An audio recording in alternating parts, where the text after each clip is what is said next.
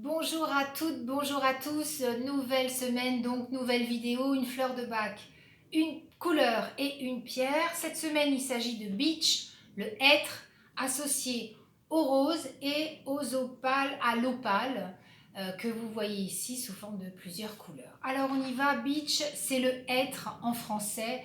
La petite phrase qui est indiquée derrière, c'est indique du jugement vers la compréhension.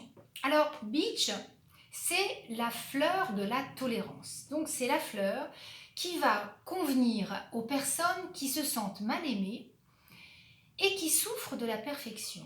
Donc ce sont des gens qui adorent la beauté chez les autres, mais pour elles, il n'y en a jamais assez en fait, c'est jamais assez beau.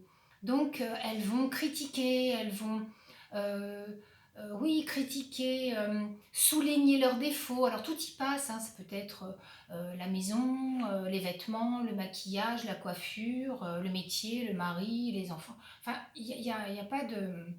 Là-dessus, elles sont assez incroyables. C'est-à-dire qu'elles jugent en permanence. Et évidemment, alors elles peuvent être aussi arrogantes, et puis elles peuvent être aussi cyniques, hein, ça peut arriver. Donc, par cette attitude-là, ce sont des personnes qui n'aident personne d'autre et qui surtout font le vide autour d'elles.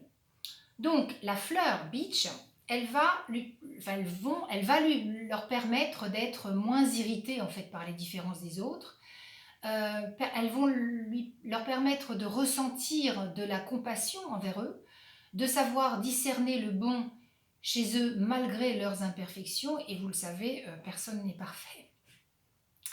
Donc les trois mots-clés, je dirais, c'est l'indulgence, hein, c'est le côté positif de cette fleur-là, ce qu'elle apporte, l'indulgence, la tolérance, et puis la compréhension. Et en fait, ce n'est pas elle qui change, c'est le regard vis-à-vis des autres. Voilà pour Beach. La couleur associée, écoutez, c'est du rose. Parce que quand on est dans la dureté vis-à-vis de l'autre, c'est que forcément, on est dur envers soi-même. Donc c'est un manque de rose. C'est un manque de douceur, un manque de tendresse. Et c'est ce que le rose va lui apporter. Et souvent, ce sont des personnes qui n'aiment pas le rose, justement. Vous voyez. Et comme il n'y a pas de hasard, vous voyez ce que je veux dire. Alors attendez, j'avais marqué quelque chose. Voilà, c'est ça. Donc là, alors c'est dans mon livre, hein, bien sûr, hein, Jouer avec l'énergie des couleurs pour vous épanouir jour après jour, au chapitre rose. Et c'est vrai que cette couleur-là va leur apporter la tendresse et la douceur, je l'ai dit, de l'attention, de l'amour. Et c'est intéressant aussi de se dire que le rapport au rose, hein, j'aime ou j'aime pas le rose, donne des informations sur le rapport à l'amour de soi. Donc moins on aime le rose, notamment en vêtements, moins on est capable de s'apporter de la tendresse. Voilà. Donc je vous laisse réfléchir là-dessus. Euh, c'est plutôt intéressant.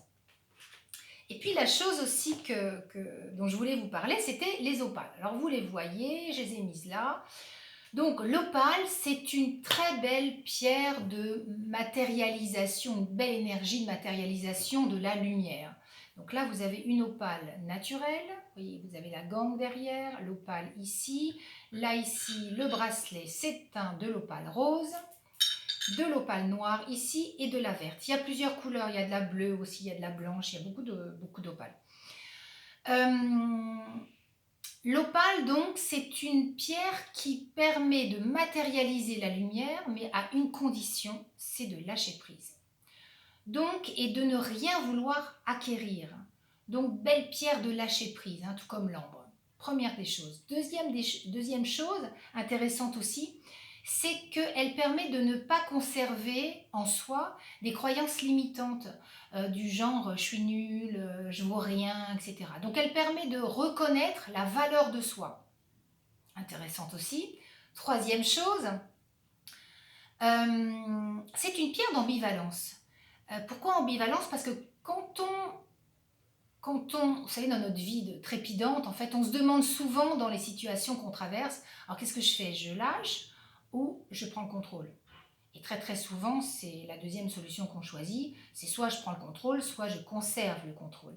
Et lâcher, c'est compliqué, hein, lâcher la bride, lâcher les rênes, ça met dans les peurs souvent. Donc on préfère continuer de contrôler dans sa vie. Et cette pierre-là, l'opale, elle permet aussi justement de travailler sur cette ambivalence et d'essayer de trouver un équilibre, hein, entre le lâcher-prise et le contrôle. Quatrième chose, quand on réussit, quand on commence à sentir ce que c'est que le lâcher-prise, l'opale, elle apporte une grande capacité à matérialiser l'argent et la prospérité. Donc, c'est une pierre qui va travailler sur le flux monétaire.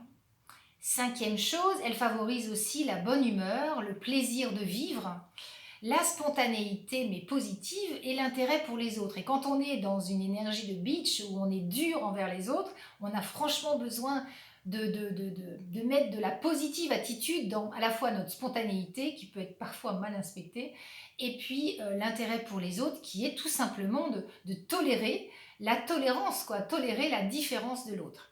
C'est une pierre qui se déshydrate très vite, donc elle a besoin d'eau. Ça, c'est intéressant. Et puis une dernière chose, là, vous avez donc une opale naturelle qui va travailler sur tout ce que je viens de vous dire. L'opale rose, elle, c'est pareil, mais elle va travailler sur la libération des attachements en fait, affectifs. C'est le chakra du cœur.